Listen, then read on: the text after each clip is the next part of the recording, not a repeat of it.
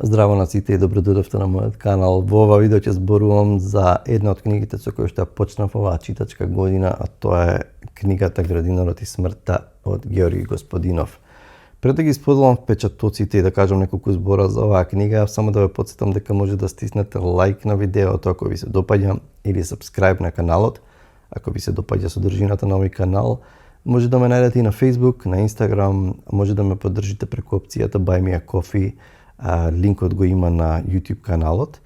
Георги Господинов е бугарски писател кој што е доста читан, доста популарен и мислам дека си има солидна публика и фанови во Македонија. Освен последниот роман За солништа во времето, за кој што ја доби Букеровата награда, или тој аспект на меѓународниот аспект на таа награда, кој што почна неодамна да се доделува, затоа што пред се Букер се доделува за книги во оригинал објавени на англиски. Сите други дела ги имам прочитано. Не знам дали Георги Господинов е најдобар бугарски писател во моментов. Не би можел да тврдам, затоа што немам прочитано толку бугарски автори. Меѓутоа, мислам дека во европски, па и во светски рамки, веројатно е најпопуларен, најчитан бугарски автор, ако не најдобар. И оваа книга, всушност Градинарот и смртта, излезе неодамна лани во 2025 година и ако не се лажам, еден од првите преводи, едно од првите изданија е на македонски. Секогаш сите негови книги се во издание на Или.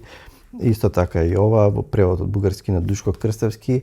И ја читав оваа книга, имаше многу фини коментари всушност за книгава и тоа е убаво да се зборува за некоја книга што е добра и што ја остави некаков впечаток. И се одлучив да ја прочитам, ја прочитав еднаш, прилично силно ја доживеав, затоа што е силна книга. Ја прочитав уште еднаш, не знам зашто ми тргна годинава со препрочитување и Куина го прочитав два пати, и Срцето на темнината и Градинарот и смртта. Некако веројатно сакам поубаво да ми легнат книгите. И во оваа книга, иако забележувате, го користам зборот книга, а не роман, затоа што не сум сосема сигурен. Веројатно функционира како роман и можеби е замислено да биде роман.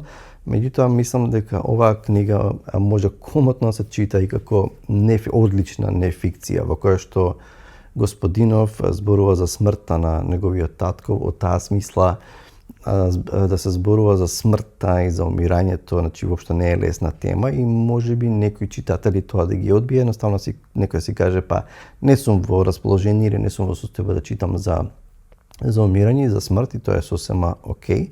Меѓутоа Господинов во оваа книга тоа го прави на па би рекол во негов стил, со тоа што целото негово пишување и раскажување на тој процес и на тоа што се случило, знае да го направи на интимен, на емотивен начин, меѓутоа без да биде мрачен или да, како што знаеме да кажеме, депресивен. Нели некој ќе каже, мој е депресивен филм или ова е депресивна книга. Јас ги доживеав повеќе би рекол интимно, емотивно оваа книга, отколку дека иако умирањето и смртта е тешка тема, не ја доживеав како мрачна. И мислам дека многу пати кога ги читаме некој автор и како што повеќе читам, сваќам дека некогаш авторот знае да се дистанцира од делото и да не можеме да го лоцираме и да го најдеме самиот автор во делото и тоа е окей. Воопшто тоа не е предмет на литературата.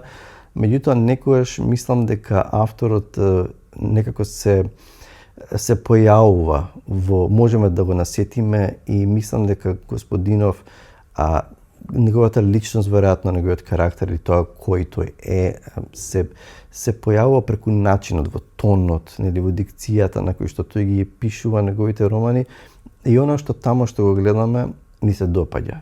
И мислам дека тоа што го гледаме тамо е нешто човечно и затоа што веројатно е самиот таков и тоа едноставно направи да можеме да се поврземе и на емотивно ниво и на човечко ниво. Во таа смисла една од причините зошто мислам дека луѓето ги сакаат книгите на Господинов, затоа што наоѓаат во нив некоја си непретенциозност, интимност, кроткост можеби некоја.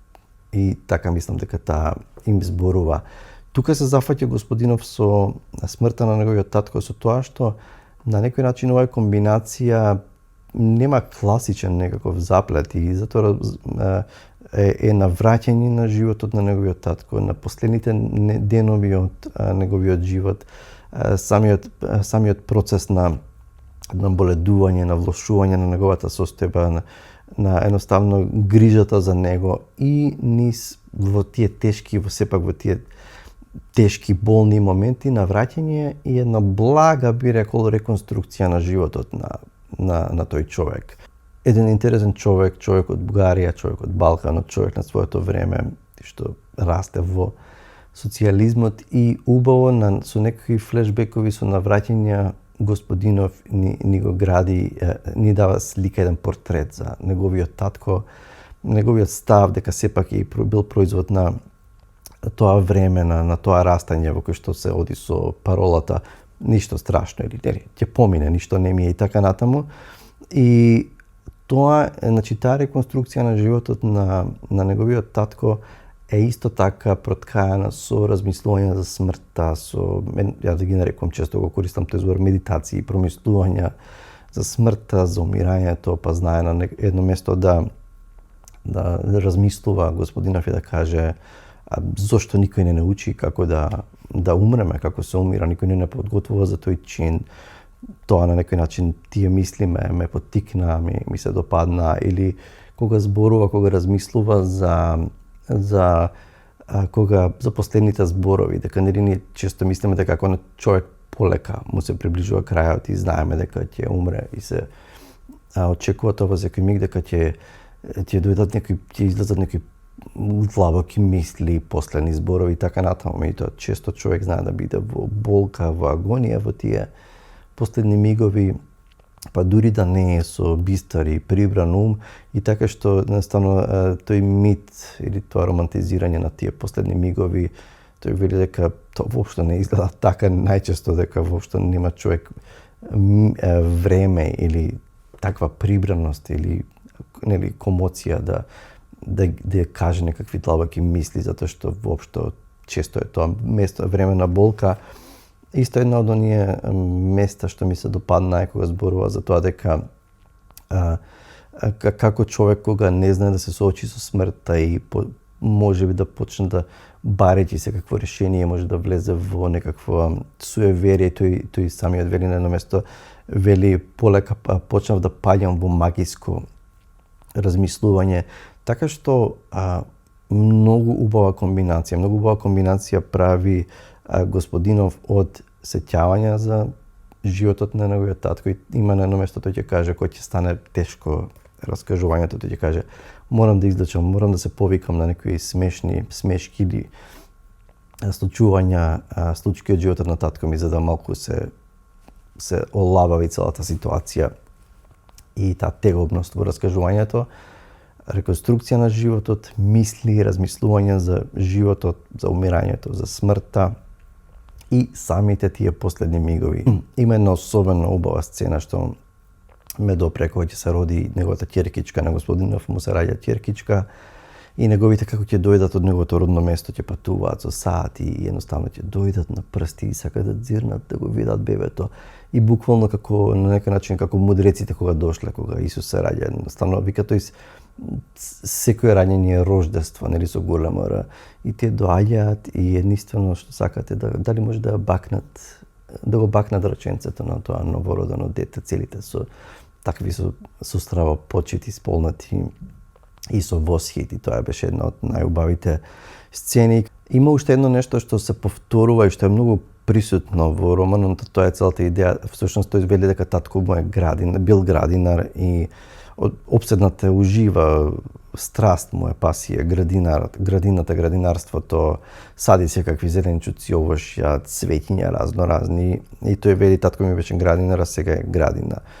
И таа метафора за одгледувањето на таа градина, всушност тој на едно место подоцна вели ботаника на смртта, во смисла на тоа дека ботаниката и раѓањето, умирањето, тој циклус на раѓање и умирање на на растителниот свет, всушност многу добро ја отсликува, многу убава жива представа за тоа како всушност дека и на крај завршува со тоа дека татко му, иако умира на некој начин преку нештата што ги засадил, им покажува дека е на некој начин, да им остава аманет, им говори и после смртта со тоа што преку таа градина и преку тие нешта.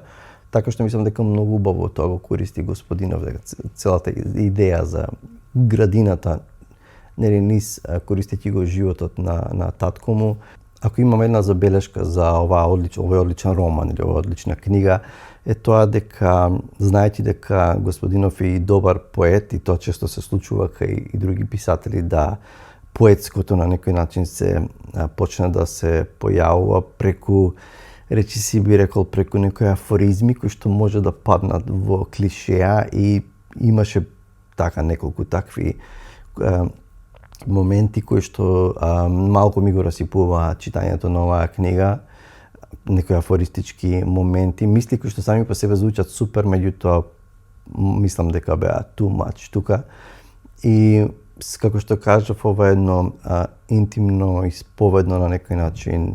Веројатно не е лесно да се пишува за смртта и за умирањето, особено некој близок, можеби за писателите, за некого ова да биде начин на соочување со загубата, со тоа што ќе се стави на хартија и ќе се испроцесира тоа преку приказна или во книга. Кога станува збор за умирањето и за смртта и пишувањето на таа тема, за мене има едно вистинско ремек дело, мало ремек дело, затоа што овде нема ни 70 страници. Овој несреќа бе желби од Петер Хандке, каде што тој зборува за смртта на неговата мајка. Меѓутоа, Хандке во без претерана емоционалност, речиси со одредена дистанца, раскажува на толку мајсторски начин што за мене ова е вистинско ремек дело. Не знам дали сте читале, веќе имам зборувано на каналот, кога зборувам во едно видео за Кадара и Хандке, каде што двајцата зборуваат, пишуваат за нивната мајка.